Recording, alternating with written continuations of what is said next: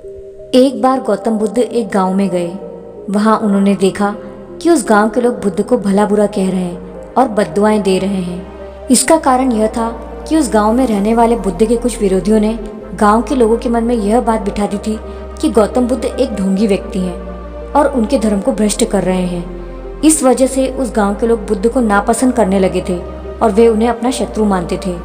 बुद्ध ने जब गांव के लोगों की इन अप्रिय बातों को सुना तो वे एक स्थान पर शांति से खड़े हो गए और उनकी बुरी बातों को आराम से सुनते रहे। इस दौरान बुद्ध ने कोई प्रतिक्रिया नहीं दी। कुछ देर बाद जब गांव के लोग बुद्ध को अप्रिय वचन और बुरा भला कहते हुए थक गए और चुप हो गए तो बुद्ध ने उन लोगों से कहा, क्षमा चाहता हूँ, लेकिन यदि आप लोगों की बातें समाप्त हो गई हो तो मैं यहाँ से प्रस्थान करूँगा। यह सुनकर उनको बुरा कहने वाले लोग बहुत आश्चर्यचकित हुए। तभी वहाँ उपस्थित लोगों में से एक व्यक्ति ने बोला, हम लोग तुम्हारी प्रशंसा नहीं कर रहे हैं, तुमको ताने दे रहे हैं और बुरा बोल रहे हैं। क्या तुम पर इन बातों का कोई असर नहीं हो रहा?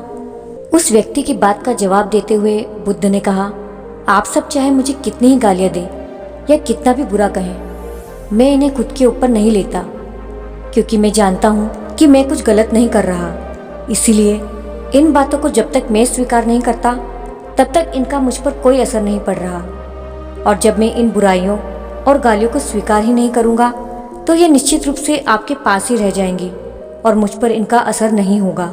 दोस्तों, अधिकतर लोग अपने दुखों का कारण दूसरों को मानते हैं, जबकि कई बार ऐसा होता है कि कोई और हमें दुख नहीं पहुंचाता, बल्कि हम खुद अपने दुखों का कारण होते हैं। अगर आप गलत नहीं हैं तो लोगों की गलत बातों का खुद पर असर न होने दें, नहीं तो अपने दुखों की वजह आप खुद बन जाएंगे।